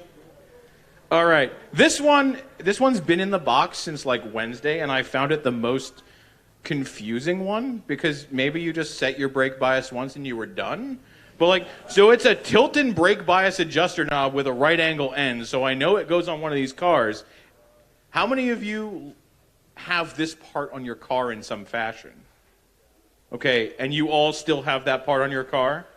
I would say you didn't drop it somewhere today because it's been in the box for 3 days. Is it a good one? No, I'm saying, is it a good part? Will it fit on a Lemon's car? All right, well, it'll fit on my Lemon's car. All right, now for the bottles of shame. You see, it's nice when you write your names on it, but I do wonder how you go the rest of the week without them. I'll refrain from reading the fire extinguisher rule this year, although I do think about it. University of Saskatchewan. Are you still here? Saskatchewan on the road? Apparently. I mean, this bottle could have changed everything. All right. I'm not shipping this to Saskatchewan. Is Delaware still here? Delaware? Delaware? That little state? No? Okay. Well, WSU is Washington State, and they already haven't picked up their clipboard, so I don't think they're picking up their fire bottle. But at least it's a different color. It's cool. All right. The mystery bottle. Yes. So here's a fun lesson. If you write your name on your fire extinguisher, how many of you write your name on your fire extinguisher, by the way? Actually, I should ask it the other way. How many of you don't write your team name on your fire extinguishers? Okay, you're people who don't pay for your own fire extinguishers, clearly. Write your name on your fire extinguishers. Okay, well, this one's expired, but it's still yours. It's from California as well. So I definitely don't want to send this home. Did anybody from California lose an expired fire extinguisher? No? Are you sure? Okay. What else we got? Clothing. The clothing session. Oh, no. Is it more Wazoo? No, I can't wear a jacket over a jacket. Oh, no, it's Polo by Ralph Lauren, and it's also stained. I'm definitely not wearing this. All right, do you have a stained gray sweatshirt? It's okay, we're not judging. I just want you to have your clothing back. It's cold. It's cold. No? Okay. This is definitely a branded hat. Who's brand? Does anyone recognize that logo? Sorry? I don't know what logo this is. It's like, sorry? Oh, is it Liberty University? Okay, Liberty University. If one of you is watching this online or watching the broadcast later, we have your hat. Oh, see, I run a Honda in Lemons. I could use this on my Lemons car. Who lost their Honda hat? Okay, so you all got Honda hats. Okay, well, that's fine then. Not a beloved hat. Maxell quality outerwear, size small. Ah, bummer. Black sort of fleecy jacket. Yes, no? See, there's a lot of you. You leave a lot of stuff on this site. It's okay. Simpson bag. Simpson bag? Simpson bag. Oh, that is yours. Oh, all right, we got a winner. Schroth bag. Harness bag? I think this is for one of those Hans devices. No? It's got a weird shape to it. Going once, going twice. No, it's not. Oh, it is yours. Did I hear it? It's ours? Oh, it's ours. All right. Hey, all right. We love to see you reunited with your stuff. NC State. Oz Trails. Oh, so this is, what state is that? Is that Missouri? It's got a shape to it I don't recognize. It's a nice trail hat. Lovely logo. Good design. Nice font type. No, nice font face. Simpson bag. Simpson. Going once. Going twice. This one was in there for a while. I figured its owner's long gone. Oh, I was hoping this had a name on it. This is USB-C to C. Did you lose a USB-C to C cable? How many USB-C to C cables did you lose? Okay, I tried. There was that team that lost 1 9 shoe and 1 7.5 shoe, and that will still be a thing I'll carry with me to the grave as to not understanding how that happened. But I have 1 race-quip shoe, and it is an 8. They came and checked, and they were very disappointed. Black race-quip shoe, one of them in 8.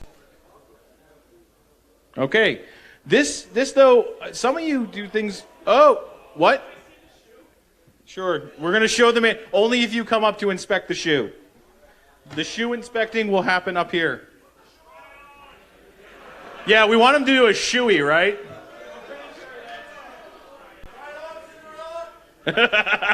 Try it on, Cinderella.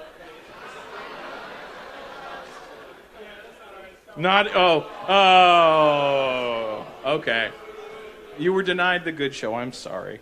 Okay, got a couple helmets. These are all current apparently. We got a Bell. Anyone missing a Bell helmet? It's got like a 1 year, 2 year left on it. No? Yeah, look at this. It's flat. It looks nice from a distance. This thing's seen some action. Oh, I mean, actually, it's done some SCCA. All right, it's a DOT HJC. Anybody? All right. Now we come to the stuff that this you? Yeah.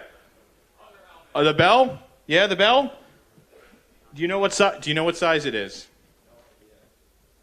Do you just want a Bell helmet? I mean, it's cool. It's a nice helmet, I guess. Not yours? Okay, not yours. Oh, okay. I was hoping to get rid of it. Yeah, that's not how this works, though. Sorry. All right. These actually have names on them. First of all, let me start with the pile that all belongs to one school. Is there anyone from Lawrence Tech here? The thing about Lawrence Tech is I can drive to their campus and, throw it through their shop window. But are you still here? Lawrence Tech? If you're watching this, Lawrence Tech, please stop leaving your stuff with us. We're very close. We can come and give it to you. Lawrence Tech left me 1, 2, 3 bags of impound gear. Pro tip. I know that we don't announce the gear impound return until the end of the event because we really don't want folks taking impounded gear out on the endurance track or any of the dynamic events. But if you know you are leaving the site and Tech has your gear, it's expensive stuff and sometimes you can repair it. Go pick it up, okay? All right. I guess I get 2 new race suits that I can't use. Oh, there's shoes in there too. Oh man, they won't fit me. No, not really. We'll get that back to Lawrence Tech. We got more shoes. Oh, the high boots. High boot Simpsons. They are from Georgia Tech. Is Georgia Tech still here? I announced this 9 times. If you have any impounded gear, go to G2, the place where your car was teched, not the building that I'm in, the building next to the building I'm in. Right, I think GT, car 7. Okay, there you go. Yay! Reunited. Kettering. Wait, did I misread No. Okay, no, it's both Kettering and Lawrence Tech. It's 2 Michigan schools. I don't deliver. Oh, Tennessee Tech. We got folks from Tennessee Tech here? Did they hit the road already? Ah, bummer. Okay, Tennessee Tech, we have your suit. And possibly some other gear. 1 loose race quip glove. It's like a gauntlet. No? Okay, and those are actually mine. They came off the switch that I broke. Some of my own garbage was in there. I was hoping to give it away, but... Okay, believe it or not, that is actually all the lost and found I have, which I know it felt like it took a long time, but we got through it! Okay, I'll admit I was shamelessly playing for time. Here's the deal. Sorry to the folks on the live stream. I have to pause here, and I have to go check on how we're doing. We're doing a final calculation. Ah, no, I have more fun. Oh, okay. So this book is a very expensive book. Did any of you borrow a transponder from SAE? No. Oh, okay. Okay. Some of you didn't give them back. Oh, is it only one now? Oh, it's only one. Is there a representative from Colorado University at Boulder here? CU Boulder? Okay, hopefully they're driving home safely or they're in their hotel room or whatever. If you're from CU Boulder, this is for you. Please return your transponder. Because if I read this right, any lost or stolen transponder or transponders not returned by the Saturday of the competition deadline shall be charged to the university at the rate of $1,000 per transponder. And we've got signatures, and we've got car numbers, and we have telephone numbers. So please, if you're seeing this, get in contact with us and return your transponder. Okay. I've got nothing else to give away. No. So, what I'm going to do is I'm going to take a quick pause. I will be back soon. I'll give you the blessed silence of not hearing my voice for a few more minutes. And I'm going to go find out what's going on, and I'll let you know as soon as I know. Sound good? All right. Stand by. I'll be back.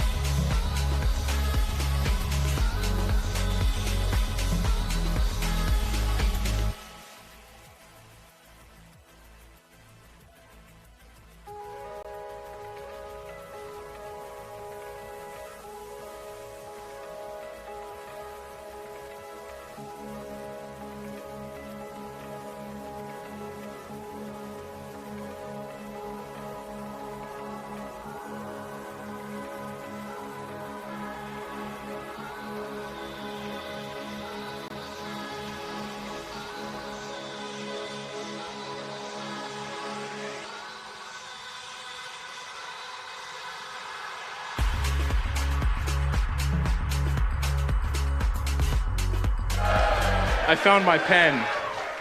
I found my pen. See, even I lose things at competition. Okay, so for right now, let me keep you abreast of the situation. We're working on scores right now, but I also know that, it's becoming a late day. You all want to get on the road. So what I'm going to do is I'm going to take this opportunity to move through some of the awards I know we can give. So let me start by saying, on behalf of SAE, thank you so much for coming. Thank you so much for all your hard work. It is a highlight of our summers.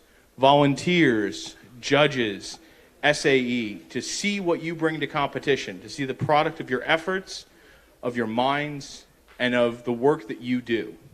So I think you should all give yourselves a big round of applause.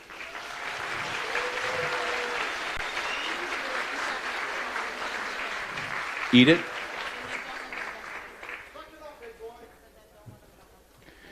I apologize. There's a more important thing I need to mention. This stage is lovely, yes? We all want to use it today, yes? Then I have one request. How many of you can guess what it is? Don't jump on the stage. Thank you so much. So, when we get up here, if you're receiving an award, we want to have your team up here.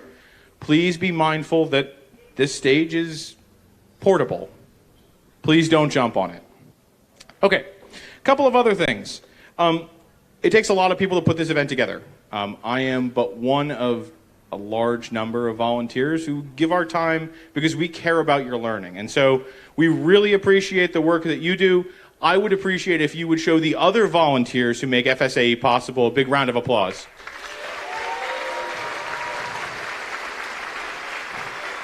Okay.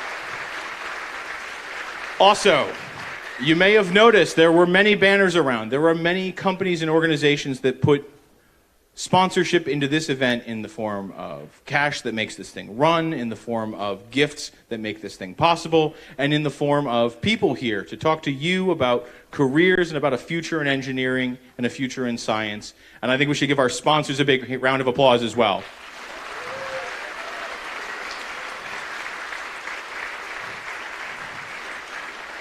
Now, to start off our awards, I'd like to invite to the stage somebody who actually, when I was a student, as a Formula SAE student, I found actually quite imposing. Dr. Michael Royce is a brilliant man. He is a huge part of our technical inspection team. He understands race cars very well. And he, along with other FSAE experts, have written a collection of books that we think are really great. And Michael Royce is here to present the Learn and Compete Awards. Michael, sorry. You're gonna have to eat it.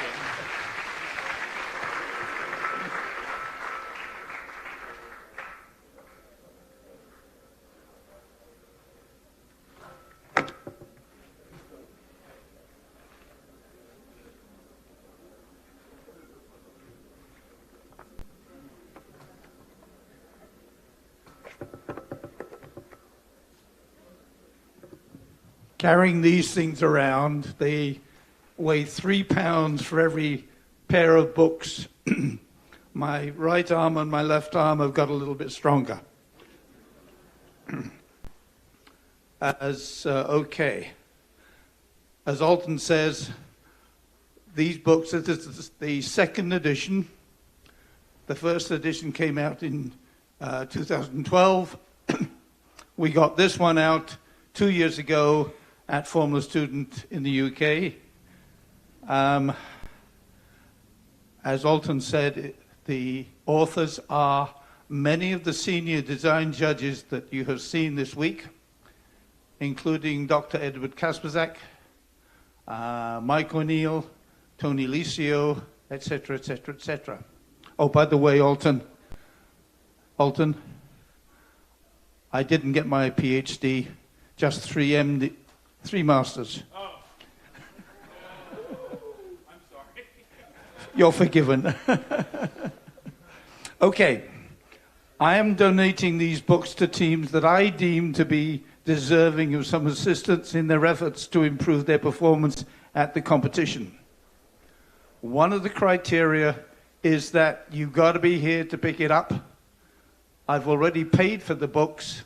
I don't fancy paying another $5 to get them mailed to you, okay?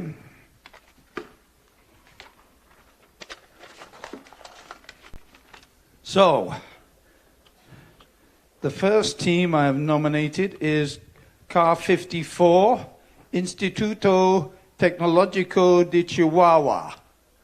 Is Car 54 here?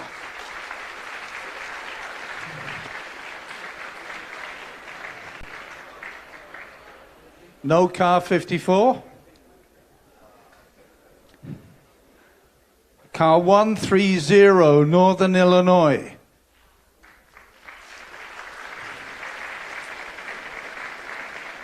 Car 128. I hope I'm going to do better than Alton did with the Lost and Found. I'm not doing very well. Car 128, St. Cloud State. St. Cloud State?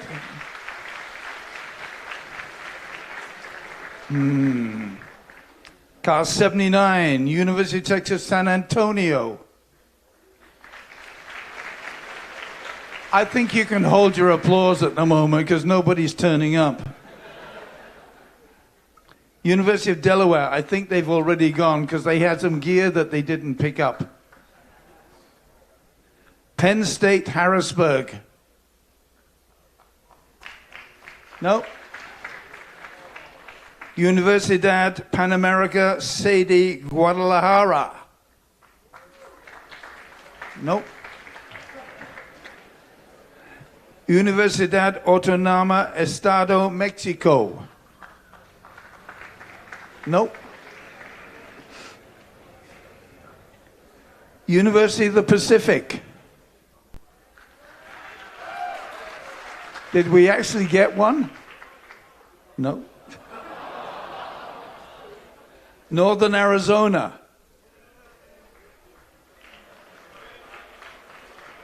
Northern Arizona? Crikey. University of Minnesota, Duluth.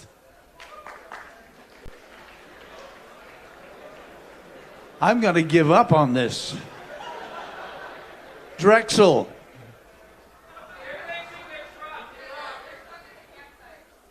Sorry? Does somebody want to take a copy to Drexel?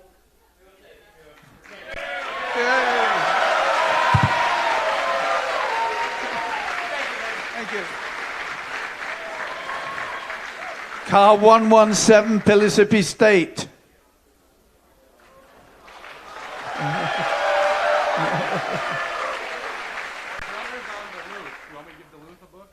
Yes. And St. Cloud State is my best friend's book. Okay. Sorry? My best friend's on St. Cloud State, so I can give them both books. Okay. If we trust you to get them there, that's Duluth and St. Cloud State. Thank you.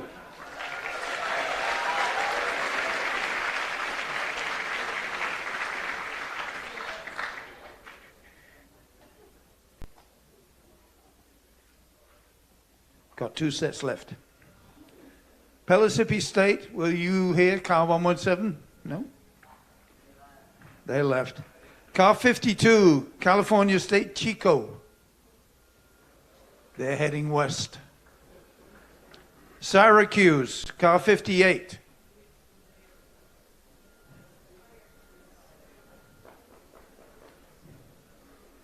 I know this team needs one. Car 61, Wayne State University. That used to be my daughter's team about 10 years ago. Car 100, Kettering. I think they've gone because they had something missing. Car 19, Purdue Northwest. Car 116, oh, Purdue Northwest? Which one? Are you sure? Well, you're a long way from West Lafayette to there. No, it's about enough. Okay.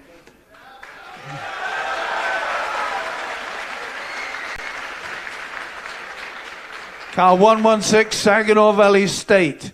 Are they still here?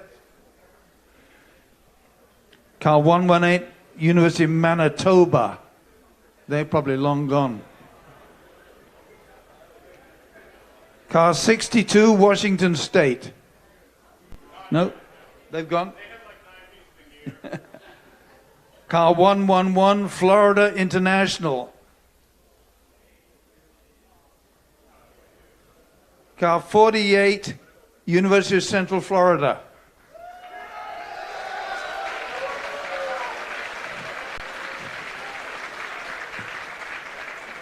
That's my granddaughter's university.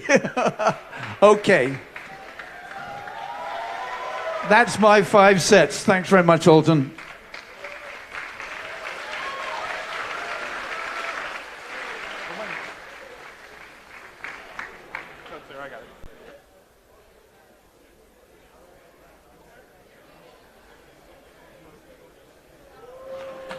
Hey, I need to stop leaving my clipboard places. Okay. So the next award was actually already presented to the receiving person last evening by Peter Jones and SCCA representative Raleigh Boreen. But it's actually an award I think that means a lot to those of us who have been in Formula SAE for some time. The SCCA Foundation supports an award in the name of Carol Smith that goes to a faculty advisor who carries the traits and the tradition of Carol Smith. So how many of you know who Carol Smith is? Okay, for those of you who don't, first of all, Carol Smith was a legendary racer, a great engineer, he was an educator, and most of all, he was someone who cared incredibly deeply about this competition, about the educational opportunities it provided to young engineers. Carol was a racer, but he was also a long-time head design judge. He played a huge role in making the competition what it is. He passed away in 2003, and so I think a lot of us are very far removed now from the time when we would have been lucky enough to meet him. If you went through Scales earlier this week and you wondered who the person was who was by the exit door, that's a portrait of Carol Smith from 1999. And most importantly, and I think the way some of us know him, is he was the author of a collection of books that I think every FSAE team, in fact, really a lot of people who build and enjoy race cars, need to have on our shelves, the To Win series. And also, if you ever want to give a sort of great stocking stuffer to your friends who do race car stuff, the Pocket Engineer is like, that's perfect. So the SCCA Foundation is proud to present the Carol Smith Faculty Advisor Award to Todd Nelson of Purdue University, West Lafayette.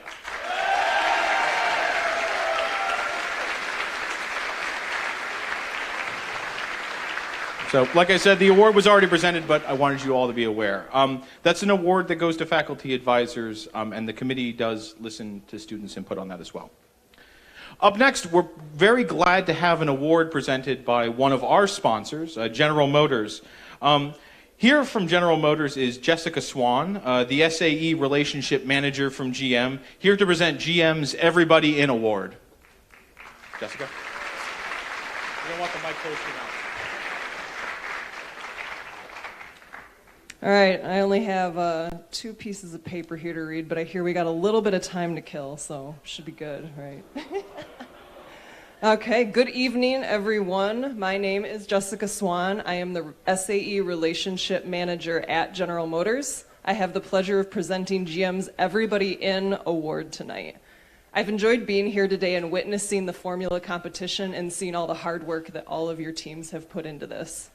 I'll admit that this is my first time attending Formula SAE, but I'm no stranger to student competitions. I've been on the GM Rules Committee as a volunteer for the Auto Drive Collegiate Competition for the past 7 years. So I've been working on that SAE Auto Drive competition, and while the overall end goal for that one is different, they need to reach level 4 autonomy by the end of their competition, the dedication and spirit is the same.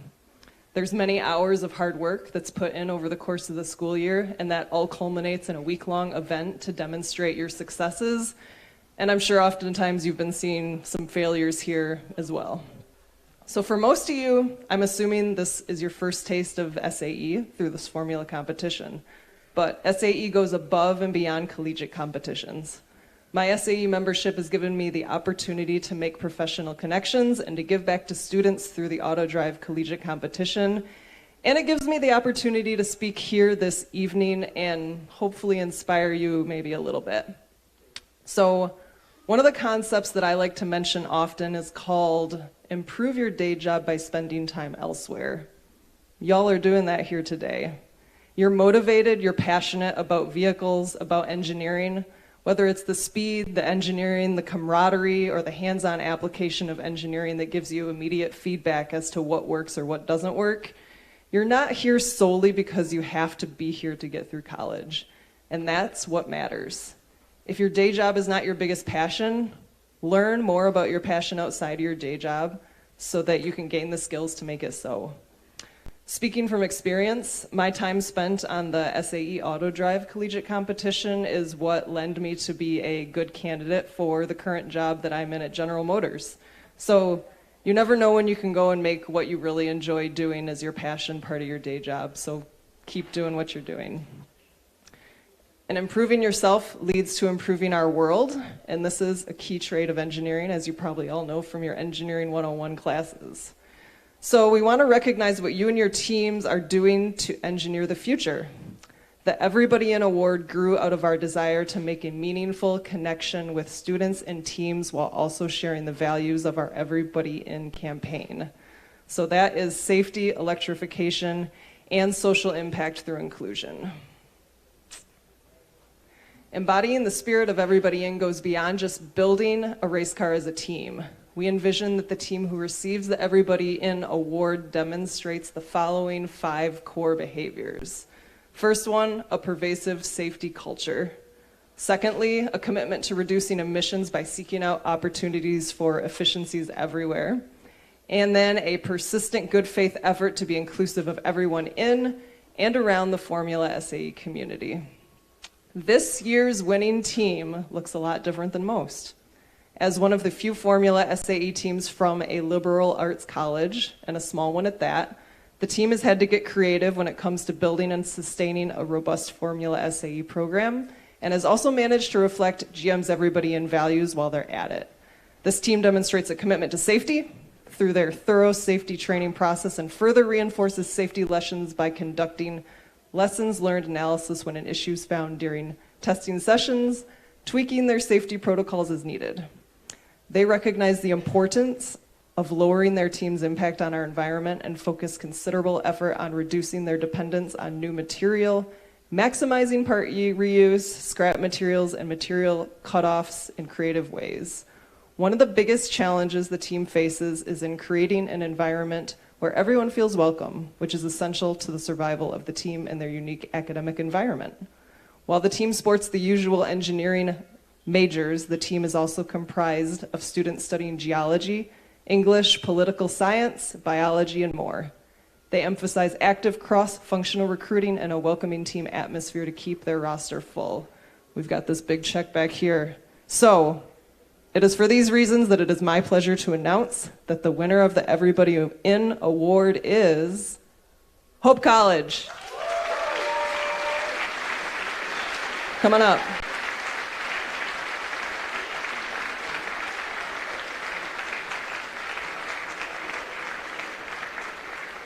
We've been noticing you all are very easy to find with your wonderful orange hats.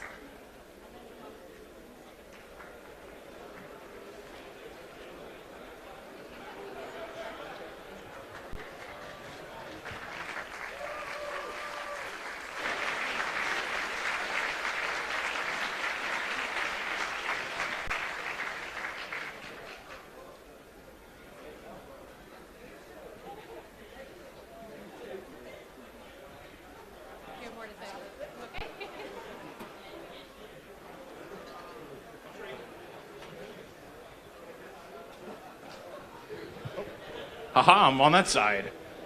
Okay. Up next, from another one of our sponsors. I'll admit I love this award because I think they make super cool trophies. Our good friends in Cummins have put together the Cummins Innovation Award, whose full name is the Cummins Sustainable Power and Performance Excellence Award. And here to present that award is EBU Systems Simulation Group Leader Derek Riddle.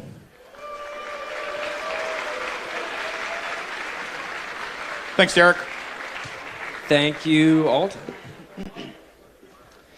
Good evening, everybody. I'll try to make this brief. For those that don't know us, Cummins Global Power Solutions leader, we create the power solutions that people have depended on for over 100 years, and we look forward to powering a more prosperous world for the next 100 years. And